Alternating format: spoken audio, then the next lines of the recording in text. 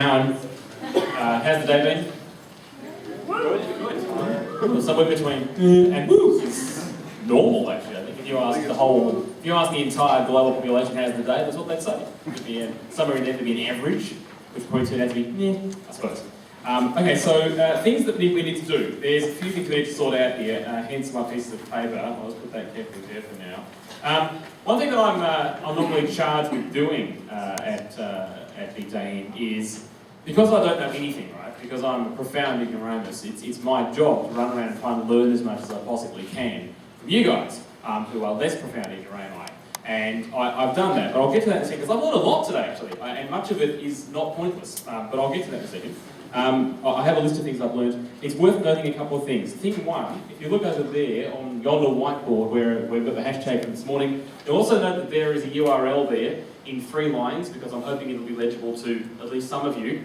That is the place you'll be able to go to tomorrow in order to vote on your favourite presentations. And as outlined in the program, the presentations will be grouped by or division and group, and you get to vote on one per section.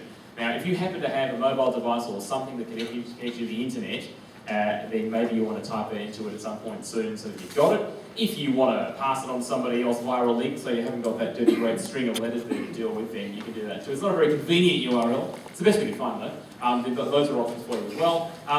If, of course, you would like to vote because you know it's a civic duty, but you've got limited access to the interweb, then my advice is find somebody who has got less limited access to the interweb and steal their machine for a short period of time. You might even want to choose some sort of voting syndicate whereby you can, control the votes. In fact, if my understanding of some presentations today is correct, there are ways of making sure that happens. There are ways of rigging the whole thing. That was one of the things that I learned. You can in fact lie. Now, things to remember about tomorrow, and this is important for now because otherwise, I'm doing this now, otherwise I'll forget, right? Okay, the first thing is, tomorrow when you arrive here, you need to get here by 8:30, right now, and that's a good time to get here, because if you have a really, really good night tonight, and you're, a little worse for wear, far better to get up early and start doing things than give yourself a chance to feel sad for yourself.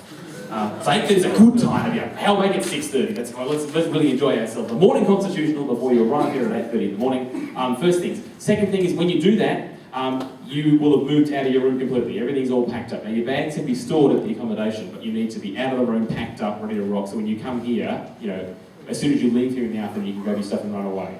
Does that all make sense so far? Yes? No? Please tell me it makes sense, because I was listening to some much more complicated stuff going on this afternoon. If that doesn't make sense to you, then I've got the grog into the stick entirely. Done that. Oh, there's also supposed to be a photo competition where you can vote on photos. The one difficulty at the moment is we have no photos, and also no way of voting on them. So there are some challenges there to be dealt with. But I remember Phil Diamond standing here and explaining how good the SKA project was going to be, and he explained that there is actually no supercomputer on Earth that can handle the amount of data that's going to come out of the SKA. And I said, is that a problem? And he goes, no, we'll work it out. End of story. I guess so. We have no photos and we have no way of voting, but we'll work it out. You're smart people. Okay, I'm going to lose a bit of paper now. By the way, if I forget anything, just wave at me, right? Because I'm forgetful and stuff, and there's another bit of paper there. Just lose that. Do you guys, debaters, do you need the computers at all? Do you need to? No? No, okay, great. I'm glad we got those rigged up. That's fantastic. All right, things that I learned today. In no particular order, just in the order they have in my hands here. No matter how much of an angel you think you might be, Halo is just a gas. An epidemic is difficult to cure with a semi-automatic. A utopian world in one in which everyone has the same size feet. If you understand complex forms, you might have a better chance of snagging a bargain in a Boxing Day sales. If you happen to have access to the Murchison wide field array, you can use it to listen to the radio. I also note here that space junk has not blocked out the sun yet, but apparently it's only a matter of time. I also note that high T doesn't get much higher than when you're doing it on a radio telescope. I've noticed here as well that microwaves and memories do mix. Triangles can be upside down, but it's hard to tell when they are. Middle-aged spread makes CSIRO look like a coffin. China is big. Some of this is more profound than other bits, I suppose. I also noted that American spelling and spell checks are endemic in PowerPoint and Prezi. I noticed that people are giving presentations a big day in, quite happy to start early. Sometimes 10 minutes early, but that's fine. I note here that an iPhone is like an onion or an ogre. It has layers. But that real friends will not steal your phone while you're in the toilet. Evaporating water droplets do not break the laws of thermodynamics, and 70% of emerging human diseases come from animals. You can predict the future using Twitter, and that there are at least 2 people on Twitter. You can recognise different insects by their wings, even really, really small ones. And one of the most common things that I found throughout today was that failure is an option. I don't know how many people started their presentation by saying, so I had this great plan and it didn't really work. And then they had a whole presentation after that point. It didn't seem to be a problem at all. There was actually one whole presentation that was about the fact that she didn't actually do the project.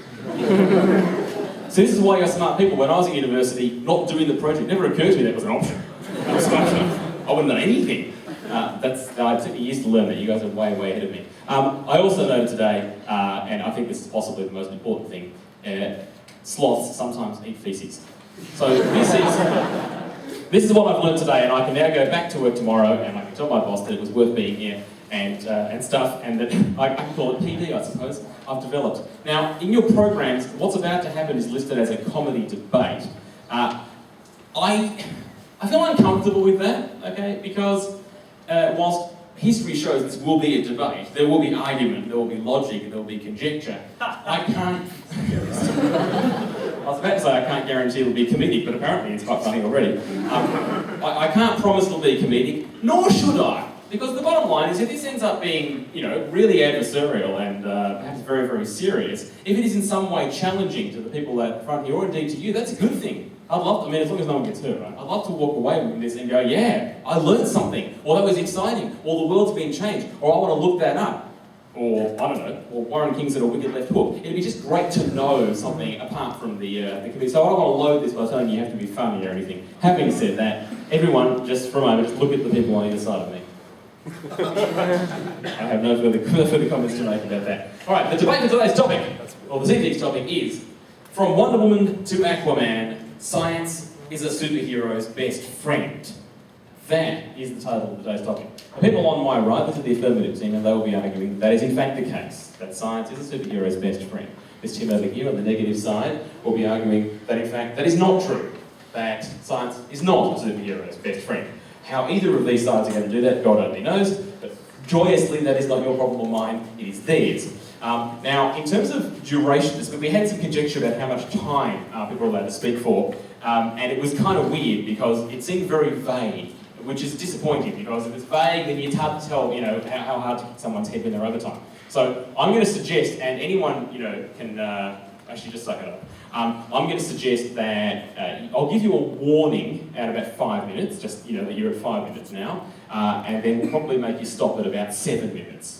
So you'll probably get a 30-second warning as well. If you notice people are yawning or getting uncomfortable, fidgeting around, then shut up sooner. But I will officially give you a warning at 5 and 7 minutes, which should be plenty for each person to make their case. If you can't make that case in that much time, there's something wrong with you, quite frankly.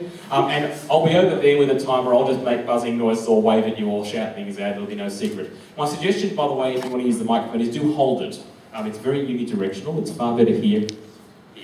So it's good like that. It actually controls your larynx. It feels kind of awkward at first. So hold it in your hand. If you want to stick it in the stand, you can, but the stand's all flopsy and impotent and weird. It doesn't work very well. It is. I've tried all the tricks I know and I cannot make it stay. I'd show you, but actually no, I wouldn't have show you. It's pretty embarrassing. All right. Now I just want to check one quick thing. Are you guys keeping this order? Yes.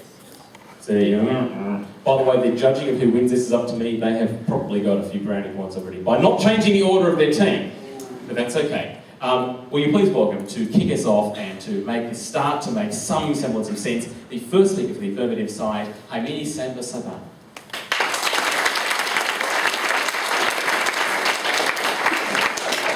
Thank you, Chris. I'm not a scientist, nor am I a superhero, so I'm not entirely sure why I'm in front of you today, because I'm studying law. But then, I'm here to convince all of you that science is indeed a mate to most superheroes. But first, let me introduce to you to Dr. Warren and Dr. Stefan. They will be talking about the same thing, of course. But Warren is going to take the angle that someday all of us are going to be superheroes, and the real superheroes are going to use the science to save the world. And Stefan is going to kill it by arguing that all superheroes are actually dead because they didn't understand any science. I'm going to present two arguments. The first is that courage just isn't enough. So is there anyone in this room that doesn't want to be a superhero? Well, that's not surprising, I'm sorry for you. Well, of course not, for most of us who didn't put up our hands. Every child and adult would want to wish that we could, fly around and beat up some bad guys and, have the public love us. But why don't we do that? Is it because we don't have the determination or courage? No. It's because we don't have the special abilities to defeat bad people and make a difference that a police officer couldn't. See, nobody can give you magic powers, not that I know of anyway, but they can give you unstable substances that can make you abnormal or superhuman. Science. You need it. Take Steve Rogers, aka Captain America. You see, he wanted to make a difference, but the army refused to take him in. If not for science, he would still be sitting on the sidelines. But thanks to science, Steve Rogers is still out there today protecting me from weapons of mass destruction, communism and the Nazis. Science. And give you that winning advantage. So, my second argument is that science makes nerds, like some of us in this room, more attractive.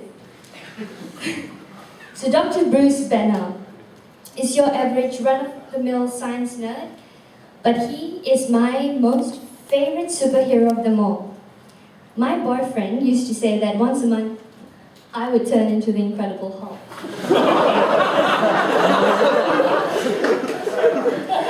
But then again, I take comparing me to this sexy green monster a compliment. Little does he know. You see, without exposure to radiation, Dr. Banner would just be another glasses-wearing, normal human being, pen in the pocket, with no obvious advantage over his enemies.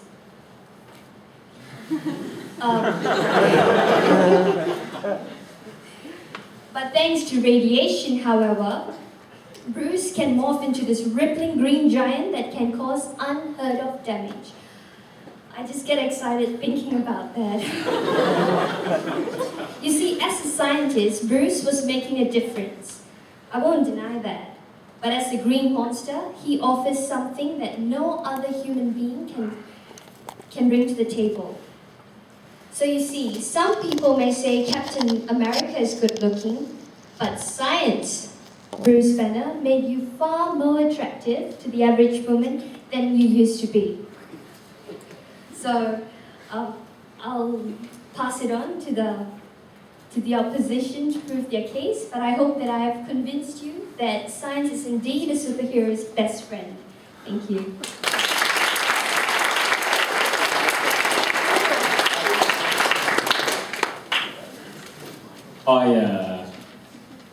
I never understood the whole Hulk being attractive thing. I just never got it. I believe even more now that it's true, but it just seems odd to me. And I always thought being the Hulk was inconvenient too. You know, all the shorts you tear, all the clothing you go through. It seems to me that you need to buy a whole lot of the same garment just in case someone pisses you off enough for you to tear. I guess. And how inconvenient would that be? And how often I get annoyed all the time. I get angry all the time. I reckon if I became the Hulk, I would just be, constantly being hulky. Which is okay with you, right? Yeah, right.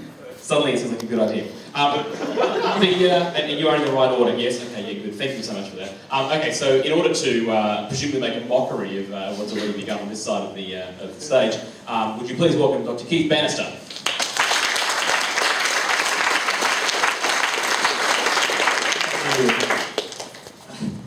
One of of the summer students pointed the program at me this afternoon and said, "Oh, you're doing that really embarrassing thing." I don't know, I mean, you didn't read my notes, so I don't know how you knew, but anyway. So my esteemed colleagues here would have you believe that science is on the side of the superheroes. Obviously, I'm here to tell you that's not the case. My argument is based on the famous mathematical logical tool or weapon of reductio ad absurdum. The French way of saying that, I'm part French, is réduction par absurde.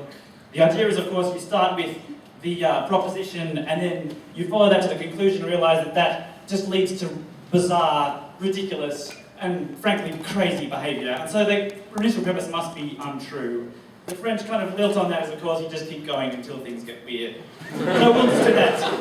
So my first point to start with is, we know that science is universal. At all places in space and in time, science is true. And so if science is universal and science is on the side of superheroes, then science is available to us. We're all superheroes. Well, that's kind of cool. I mean, maybe we all are, right? Deep down, there's some kind of superhero power that we have. Maybe we all can have extendable arms and run at light speed and do all those fun things. Of course, that would make superhero movies kind of really boring, kind of like reality TV, right? So, yeah, I could do that. If all we had superhero arms and legs, there's the universe as well. The internet would be a very different place. I don't know why you laugh.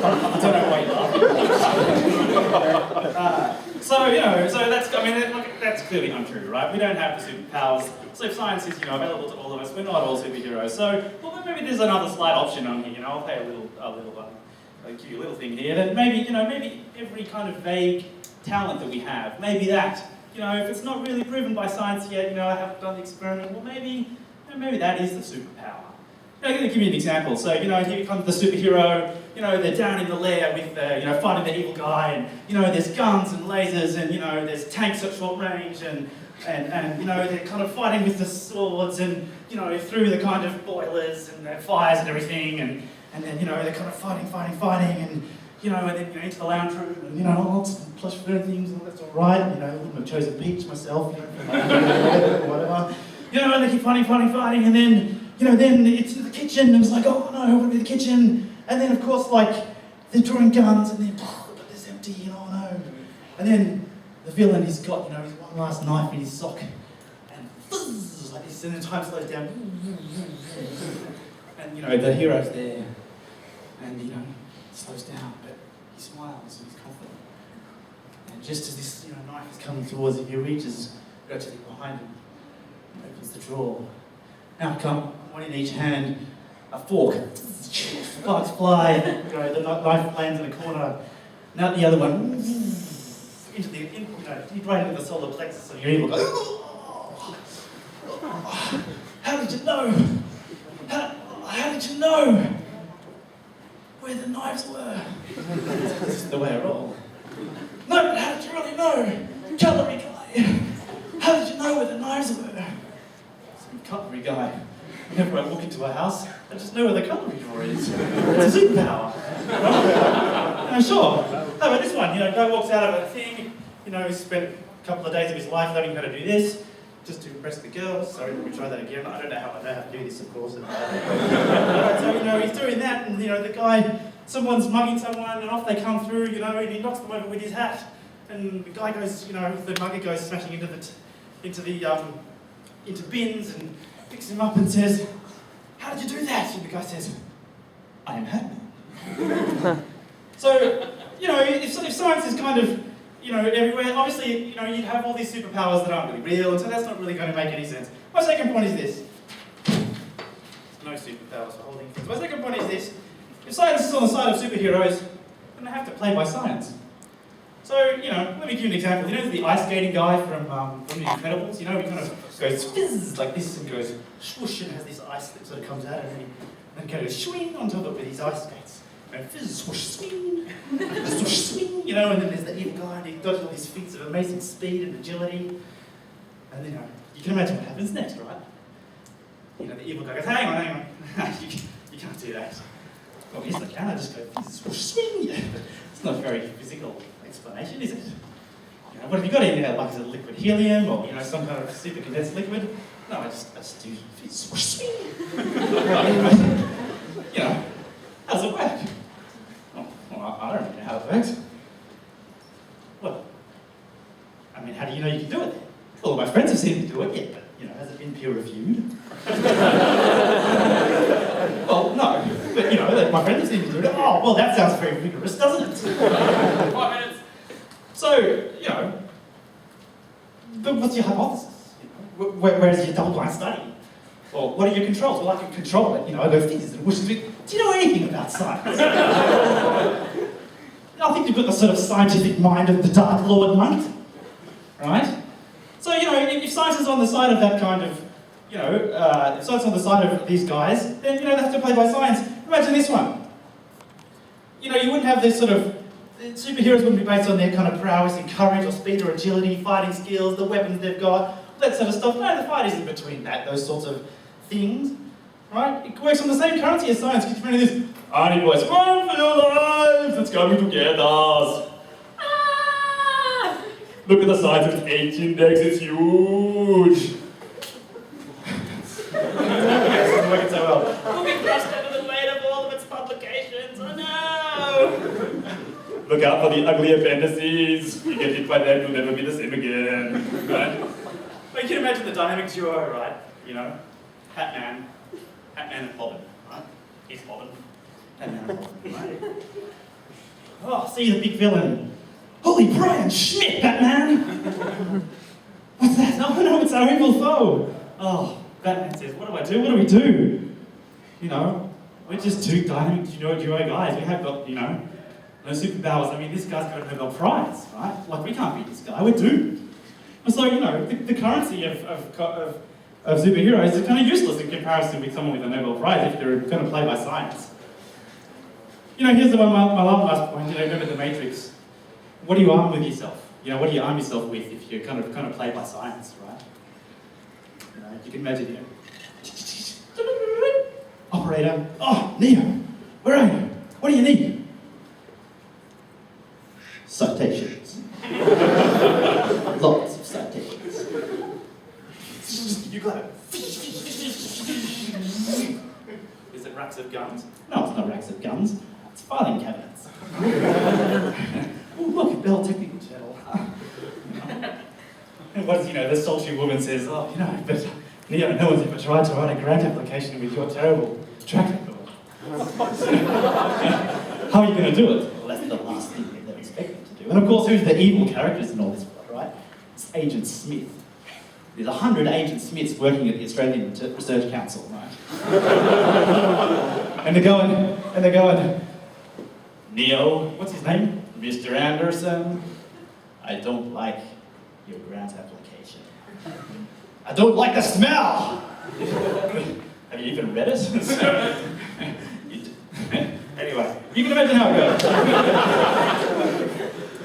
Look, if science is on the side of the superheroes, if science is a friend to superheroes, then, you know, science is available to everybody, then we're all superheroes. It's clearly not the case. We've got superpowers, and, you know, our kind of, you know, vaguely not very good powers, they're not really all that super. You know, in the same token, if the science is on the side of the superheroes, they have to play by science. 30 seconds. They've got to play by the rules of science. Their weapons are the weapons of science. And they have to, you know, play by the rules that science runs in our world. So I think in summary it's pretty clear. The premise is that science is on the side of superheroes. I think you can see the reduction, the end result of that is that it's totally bizarre, weird, and absurd. Thank you.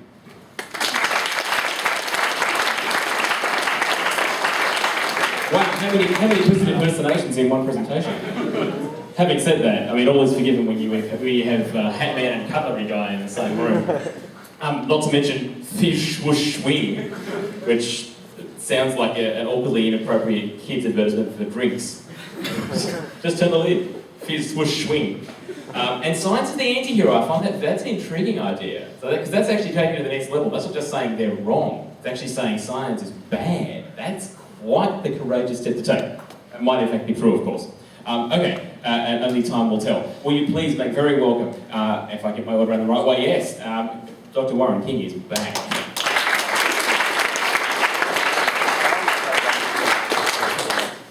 I'm sure most people in this will get Moore's law, whereby computing power increases by a factor of 2 every 1.5 years. How many of you have heard of Perry's law, the biological equivalent? Perry's law says that the number of neurons in the brain increases roughly by a factor of 2 every 2 years. So let's look at the opposition here and say, how old are these guys? You say 25 years? I mean, some of them look 15. Let's be generous. 25 years. I turn 65 next week. So that gives me 2 to the 20th more neurons than these guys. So you need to weight whatever we say according to that. These guys are just going to make stuff up as they go along. I can tell. In fact, the great philosopher Hegel, if I can use him here, what they say, there's likely to be a lot of truth in what they say, and there's likely to be a lot of new stuff in what they say. But the new stuff is likely to be not true, and the true stuff is unlikely to be new, so keep that in mind. When I grew up, we didn't have comics, and so you only saw comics when you went to the barber. We didn't have any Wonder Woman, it was just Superman. So I decided I'd better do some research on this Wonder Woman, so I typed in Google Wonder Woman. The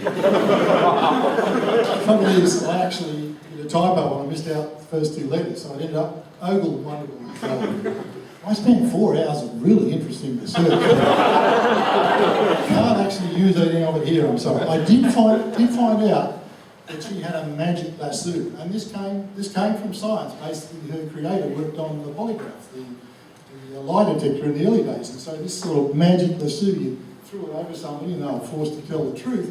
It was a bit like having a portable polygraph with you.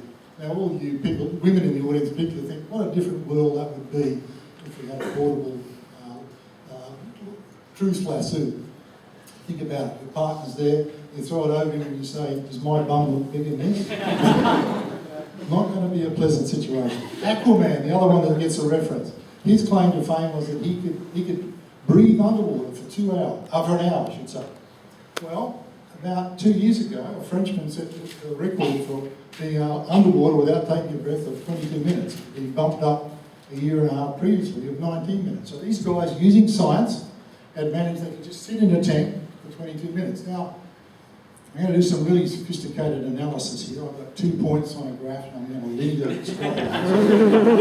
Colleagues here may have a bit of trouble, but I know everybody seeing this will be right.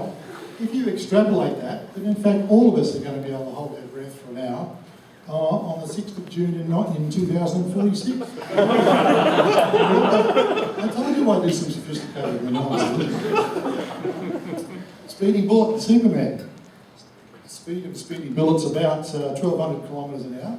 If you look at the speed records for bicycles, over a period of 10 years, it went from 244 kilometres an hour to 268 kilometres an hour.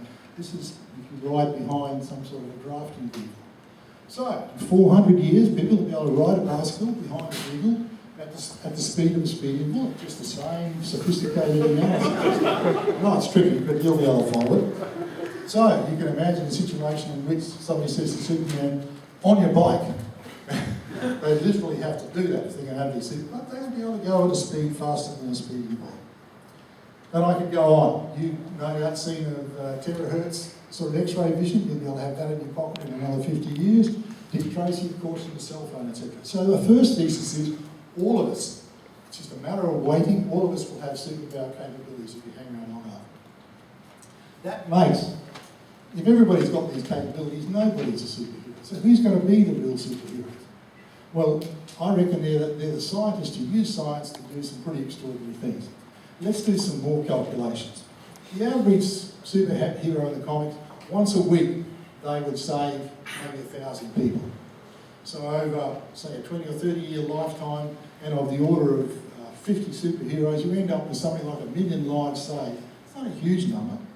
Whereas a bloke like Fritz Haber, people knew about fixing nitrogen. They knew you probably know too, if you go and pee on your lemon tree at night, it actually does better because you get some nitrogen into it. But if you're going to do it on a commercial scale, growing tomatoes needs 23,000 litres of urine to actually get the tomatoes going. That's a lot of recycled beer. So it's a bit hard to do on an industrial. This guy, Fritz Haber, worked it out, and it's estimated today 2 billion people live off the fruits of his ability. ability to do fixed nitrogen. Blood groups. Having a transfusion used to be a lottery 100 years ago. You get a transfusion, they used to do it, sometimes it worked perfectly, sometimes it wouldn't. That's because of blood groups. There's some poor research scientist in a morgue who had an interest in blood groups, and you can imagine you never got a job as a research scientist. I mean, if your byline says you come from Harvard, the reviewer says tip. If your byline says I work in the downtown morgue, the chances of getting it published aren't very good. But he worked out there are blood groups, and if you get the wrong one, you'll die. And basically, it's 1.8 billion people's lives are supposed to be saved by this. Two of which, that I know of at least, are Lance Armstrong and Floyd Landis. They had blood transfusions, mostly their own. But they needed to know about that technology. 5 minutes. 5 minutes? That's 5 minutes. Good. One of my favourite local heroes, science hero, is a guy called Barry Marshall. Now, Barry Marshall is an Australian. He reckoned that stomach ulcers didn't come from stress and all the rest of it, but they came from bacteria. Well, he was mocked with derision. Nobody believed he was just a doctor who had this theory, until he got so fed up with it that he ingested a soup of these bacteria to make sure he got an ulcer. So you can imagine he goes home that night and Mrs. Marshall, in bed, Mrs. Marshall says, well, what did you do at work today, Barry? Barry says, not much. She says, well, let's have a cuddle. And he says, no, not tonight, dear, I've got an ulcer. And she says, how did you get the ulcer? Well, the conversation went downhill from there. And he did indeed get an ulcer, but in fact he took the right antibiotics, and lo and behold, went away, and he got a Nobel Prize for it. Local hero. The last one I want to use is Ian Fraser, the guy from the University of Queensland, who invented a vaccine for cervical cancer, and it's been planted all around the world, saving lots and lots of lives.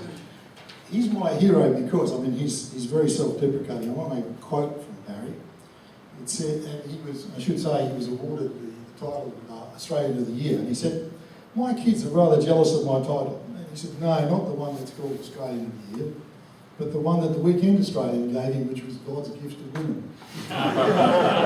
His wife wasn't so pleased about that, but he got brought down to earth. He said the article in Cosmetology, which had a big photo of him, and a whole article on the vaccine for cervical cancer, a big photo of Ian, and underneath it says, the little prick that may save your life. And Barry tells that joke about himself. So, the real super, 2 points to my argument. All of us are going to end up as superheroes, given enough time. We can all have these fancy abilities. But 2, the real superheroes are people who use science to actually do something good for the world. Not far from here, 5 guys, John O'Sullivan, Terry Purcell, John Dean, etc., invented Wi-Fi, and what a difference that's made to our lives.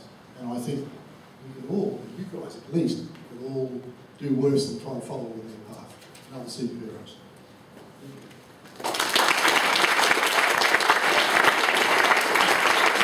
Thanks for your time. My note is, and again, I know you were all trying to be polite, but I have written down the date, the 6th of June 2046. I'm not sure if I'll be around to actually cash in on that, and I don't know if you will be either. But if your predictions are correct, Warren, then there's every reason to believe we'll all be living to about 150 anyway, and we'll all be superheroes. Just old, crusty superheroes. So I've noticed that. And I must say that based on your age analysis, that probably suggests you're the smartest guy in the room. I guess. That was the idea, wasn't it?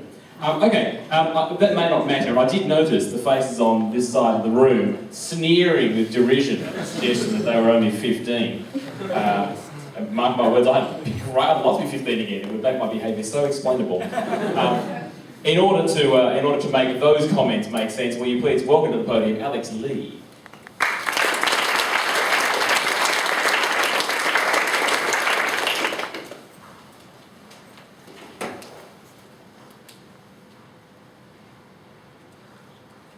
Just a quick clarification, I'm not 15, I'm 21, and however many neurons that would give me more in time, I've probably wasted in terms of alcohol and other self-deprivating activities, so I think for my case, age will not make me a smarter man. Anyway, I'm here to start off with my rebuttal of a few of the points that my opposition has given me. And he kindly started with the example of Wonder Woman and how her inventions were derived from scientific inventions that were being pioneered around the time. But come on, guys, we know better.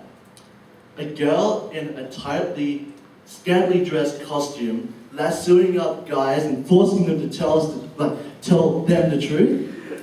Also, did you know that Wonder Woman had a superpower? Well, she didn't have a superpower. She had an invisible plane. So imagine, even if we added that extra element to it, we've got a scantily clad woman wearing this really revealing outfit, and she was kind of squatting in midair. The line would kind of go a bit different, wouldn't it? What's that? It's a bird, it's a plane. No. It's, you know what I mean. So, I'm here to argue that science is the comic book villains. I've actually done a few units on gender studies, and there's actually a lot of sexism involved in the portrayal of women inside comic books, and you guys can kind of see where I'm getting at. All their costumes have to allure to sexual progress, and it's all kind of these carnal attributes that don't really relate back to science. They're more derived out of our fantasy of the flesh. So, in that regard, it's not really science that Wonder Woman's derived from. It's more our desire that women should be more like her. So, science is not superheroes are best friends. Well, let's talk about science for a bit. Science is objective. It's a tool. So, if science were to be the superhero's best friend, then on the other side of the spectrum, science would be a supervillain's best friend. Whatever science can use to benefit mankind can, action, reaction, whatever, I don't know what that means, can also be used for the worst. I mean, I just watched the new Batman movie. Hey, I'm going to invest billions and billions of dollars in 8 years of my life. Here, this is a nuclear reactor I'm going to use for green energy. Oh shit, I dropped it. Now it's a prime nuclear bomb. There's way too many. I honestly think that's hilarious. You can weaponize a piece of technology that was meant to benefit mankind so much easier than it was to create that original piece of technology. And I think that's a way science is more used in the comic book world. It's more of an equalizer. There's these superheroes that come up with these overpowered abilities, Superman. So what does his arch rival Lex Luthor come up with? Kryptonite-based weaponry. And how many lives has Superman saved as opposed to all the nuclear turmoil that in the comic book world Lex Luthor has caused? Also, I feel for me, when I go to the movies and watch a superhero film, I'm not more related to or impressed by the actual super effects and how impressive their array of superpowers are. I actually find that science is not the source of my interest. It's more the strong moral code and the strong background and the characters basically that make me more related to, say, Batman. Everyone knows that having your parents killed in front of you would be the most scarring effect of your life. And what does he do from that? He instills a strong moral code. He refuses to take life after that. Yada yada yada. It makes for good movies. Look at his, box office. Whereas other science films that try and use these fantastical pieces of work as its basis don't perform as well. And if we use this, if we use box office sales as an indication of how related its audience is, then we can see that the superheroes who we find related to in terms of their circumstances fare more well than perhaps, say, Superman and Green Lantern and other crap, the super-red movies. Alright. And the opposition also got to the point that in the future, science will be in our hands and that eventually, probably maybe in our lifetimes, that we would all become superheroes. Imagine the consequences of this reality. I mean, would science still be our best friend if we've already reached this kind of metaphysical stage of being apart from it, I mean, we wouldn't need science anymore if we were so independent from it. Yet, this is the conundrum, I think. We are now using science to try and deviate from it in the future. It doesn't really make sense to me. If someone else can explain to me how that is possible, please tell me now. Maybe it's because I don't do science. I'm not a scientist. Just like Henry here, I do law, and really I have nothing much else to contribute.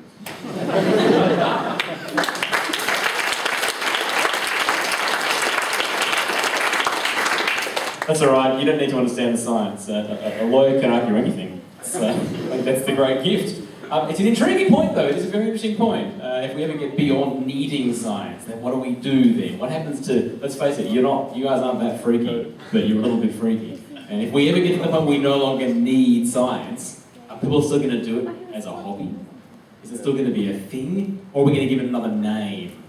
And I don't know the answer to that either. All right, now to wind things up, and I'm disturbed by I kid you not, the pages and pages of notes that I'm presuming you're not writing a novel while you're listening there. There are many notes on that man's lap, and of all the things on his lap, that's the stuff you get to hear about. In order to wind things up for the affirmative side, will you please welcome Dr. Stefan Heikovitz.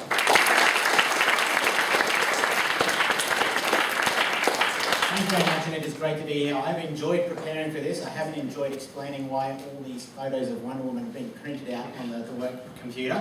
But I have enjoyed preparing for this. It's a good debate. Now we've had an opening fantastic argument here from Hermione here about what happened when a normal guy can turn himself into the Incredible Hulk.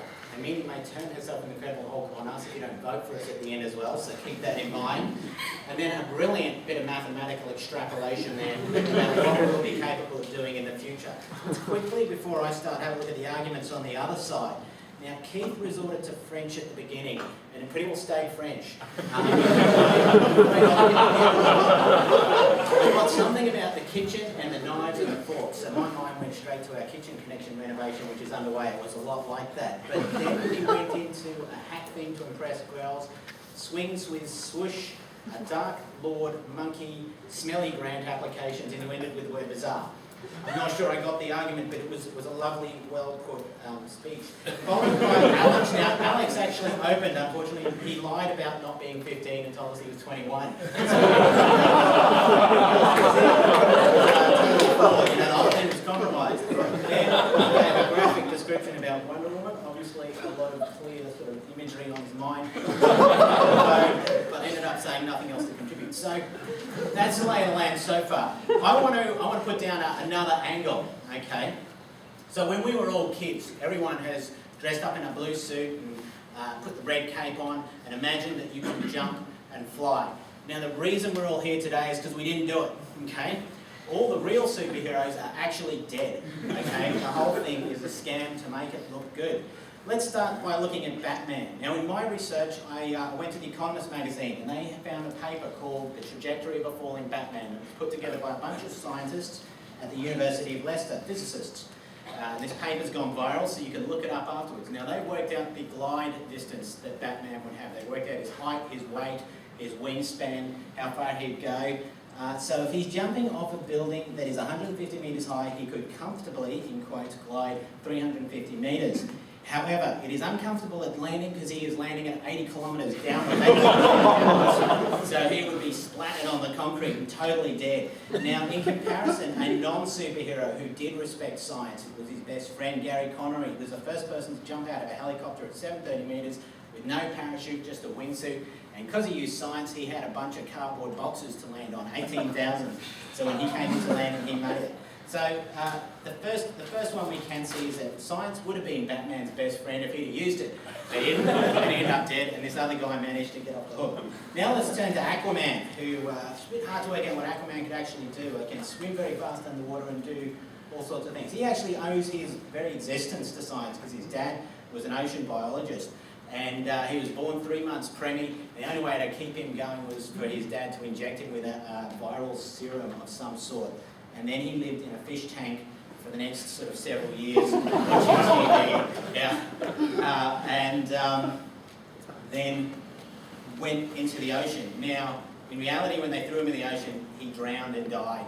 And that was the end of Aqua Man. The whole story is just PR. The real superheroes in the world, as Warren would have told us, are the sailors and the engineers and scientists who built and operate the submarines, with the exception of the Collins class, of course. But the proper submarines that are out there and working and functioning, that was the real science. So poor old Aqua Man is another tragedy in science. Now let's turn to Wonder Woman. And it's pretty clear that if we look at Wonder Woman through the ages, she sort of emerged around the 1950s. Science has played a major role in keeping us so cosmetic science especially. She's looking a lot better than she did in 1950. There's no way that happened naturally. Also material science. The Lycra does a lot more from what she was wearing earlier on. Not that I was at all interested, because I was focused on the facts. Now, the story of Wonder Woman's quite amazing. She lived on an island. She was part of an all-female Amazonian tribe and lived on this island until an American pilot accidentally on purpose crashed his plane to see what would happen. And Wonder Woman fell in love with him and wanted to take him back to Manland, and that's what it's called, Manland, in Wikipedia anyway. Then she swapped places with a real person called Diana and started living in Manland. Now she has some useful tricks that she does. One is this lasso, which she uses to make people tell the truth. Now, I'm not so sure about this and how it works. I think she ties it up around your neck and starts turning it around and around, and if you don't tell the truth, you get kind of suffocated. Now, I don't know if that justifies superheroism, because they've been doing that since the Spanish Inquisition. So I think that was oversold. Also, quite stupidly, she's got bulletproof bracelets here on her arms. So if she's getting shot at, she can't get hurt on her wrist, but she will get shot at the stomach, which is really bad for her.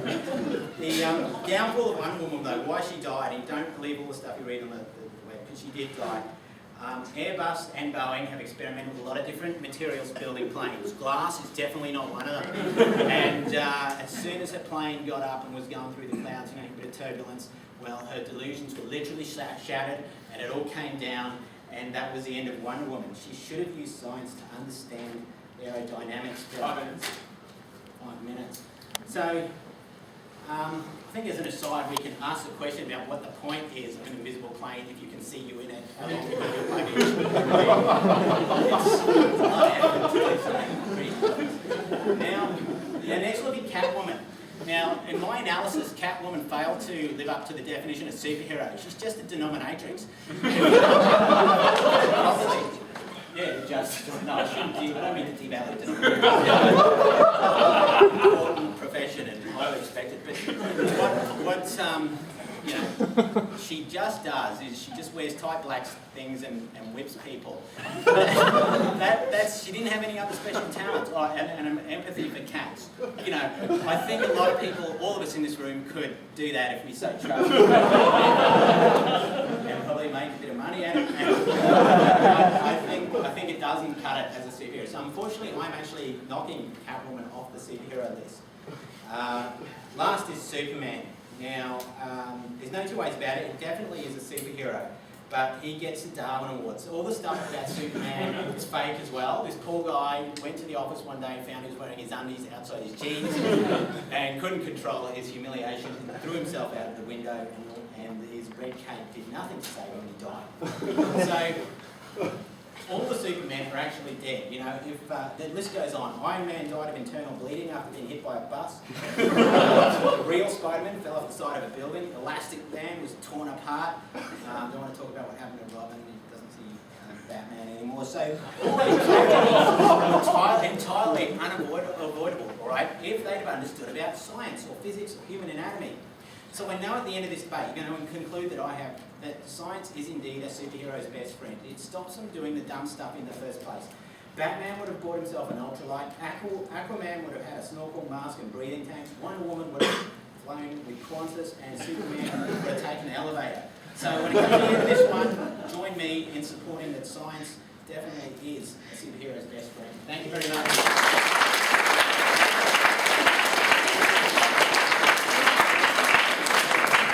Dead, isn't it? It's bluntly fucked out. Right, good. I'm surprised it hung in there that long, actually. It was threatening to die all morning. No, very nice indeed, very nice. I love the premise that superheroes are actually dead, even if they are real. Although I do think, I cannot imagine jumping out of an aeroplane, landing in cardboard boxes without getting some really nasty paper cuts. They're all cardboard. Cardboard cuts are much worse than paper cuts. Alright, we are nearly there, folks. And I presume at this point in time you're, forming allegiances and you're finding it hard to be objective. But please hang in there. We have one more person from the negative side of the debate who is going to have a red hot crack at convincing you that they're talking out their ass. They share one for the purposes of this debate. We please welcome Sean Purden.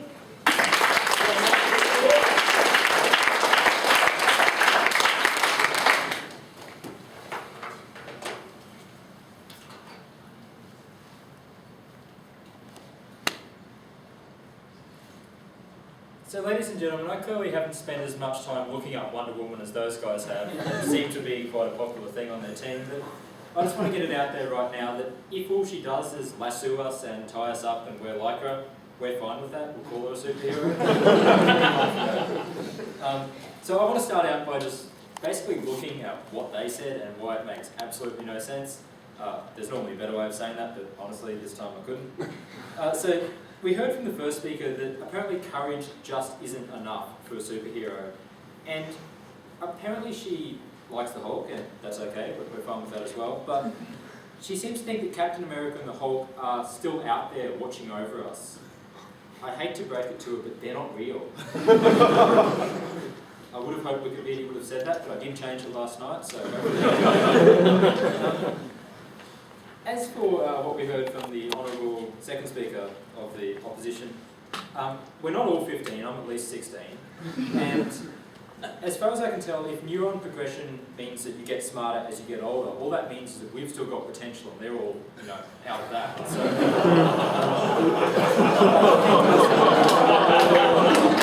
if you know what's good for your future, you should probably go with us, because we're still going to be here in a little while. But as for this standard argument, I'll stop at home and stuff now. It seems to basically boil down to the fact that science does a whole lot of cool stuff, and we're fine with that, but just because something is cool doesn't mean it's a superpower. If everyone in 10 or 20 years has the ability to fly, well, that is really, really awesome, and I really hope I can do like an extrapolation like that. But that doesn't mean we're all superheroes. If everyone's a superhero, then no one is. Like, if we can all fly and someone is robbing you on the sidewalk, I'm not going to go around and go like, oh my god, can someone save me?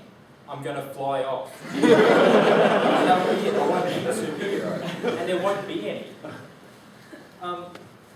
And as for the third speaker's speech there, basically saying that all superheroes are dead, that kind of goes to show that clearly science isn't their best friend, because if it would kill them, that's probably not the best thing. My friends don't do that to me too often.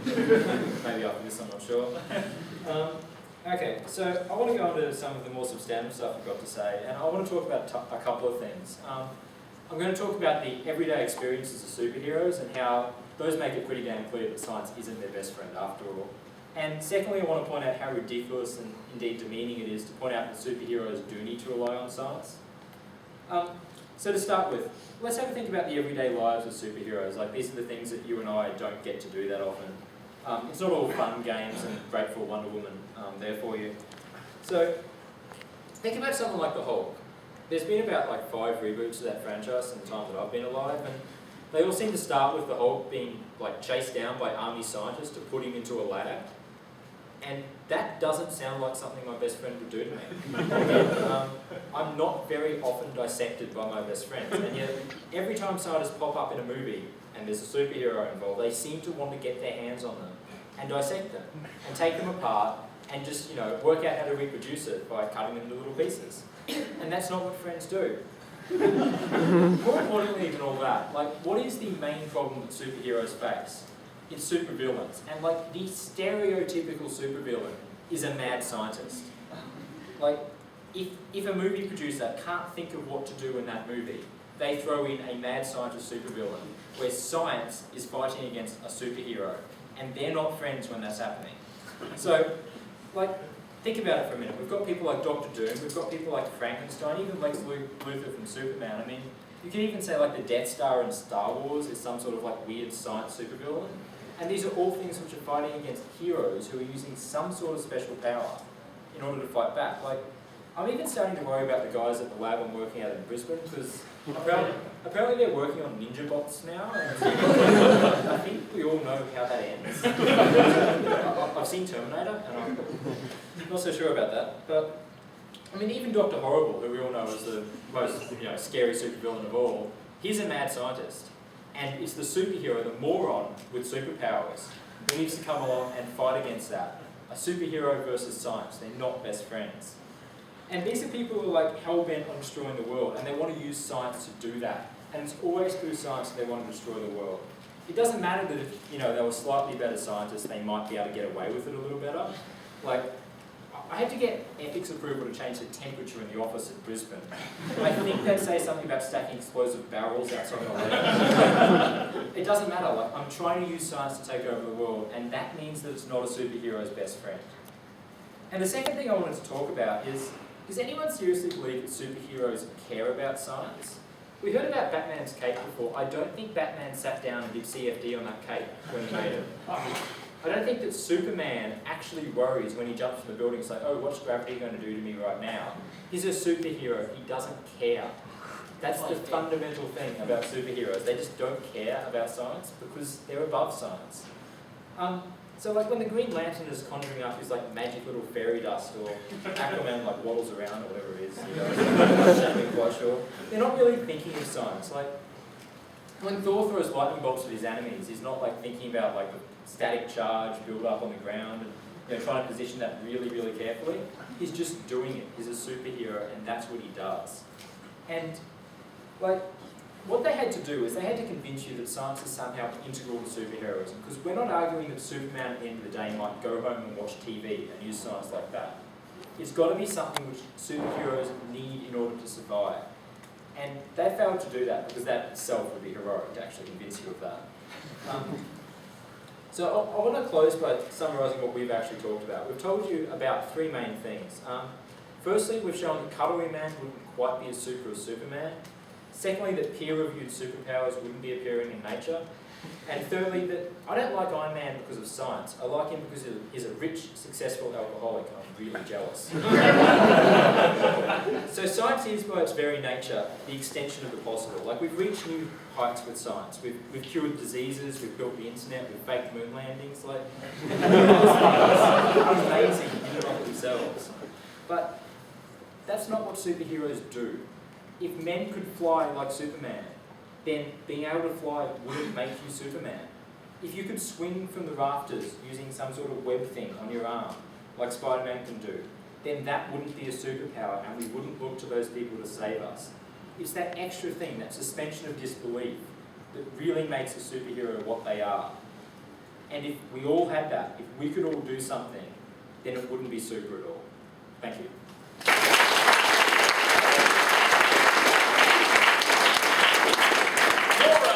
More tremendous timing there, by the way. It was almost to the second, that one there. It's occurred to me, actually, that if Sean is right, and that supervillains are in fact mad scientists, then that would suggest to me that science is a superhero's best friend. Because what is a superhero without a supervillain? Just a guy with a funny suit. Or no agents. Well, no, I'll just put it out there. And don't fret, I've done some research. I know what you mean when you hear about the ninja bot thing and it seems like it's freaky. Yeah, that's only bad if bot is short for robot. If bot's short for anything else, ninja bots are great and really good on first dates. And a quick note for anyone else who's working on debates as well, and it didn't occur to me until Sean had actually raised it, so thank you for this. If you're using Wikipedia to prepare your debate, the risk is that your opponents may in fact be changing it while you're looking it up. So you may be getting a really big bump steer. Now, there is actually no way to objectively and properly assess this debate. And it would be ridiculous for it to be entirely up to me, but before we actually get to the judging, I need to ask a question. Is Vincent Dorr here? He's left. He's left? Yeah. Excellent news, that's great. Well, he didn't take his gift for chairing a session, which means I've now got a gift. That's pretty much that. Don't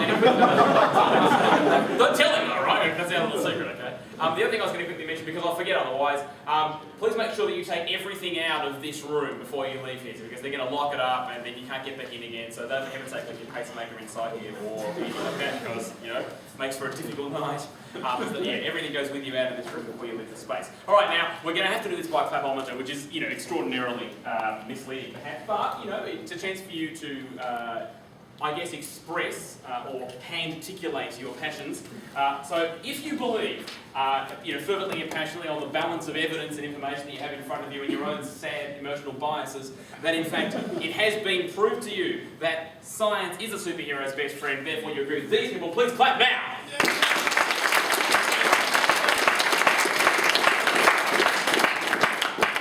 It was a very polite clap, but there was a degree of passion inside. But on the other hand, if you believe that not only is science not a superhero's best friend, but that case has been proven by people over here, will you please clap now?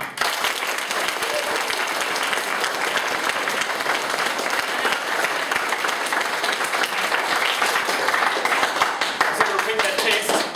Yes?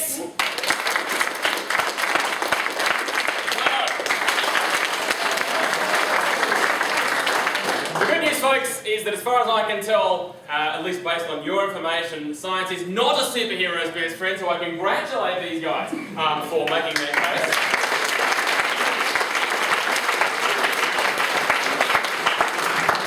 I also congratulate these guys for making it a debate and for being extremely interesting in the way you did it as well. So, and applause for these guys.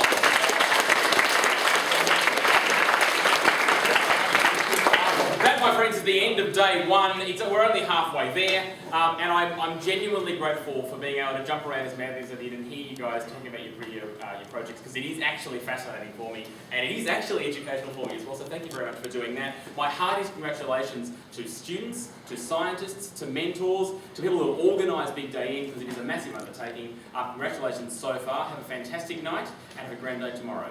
Good evening.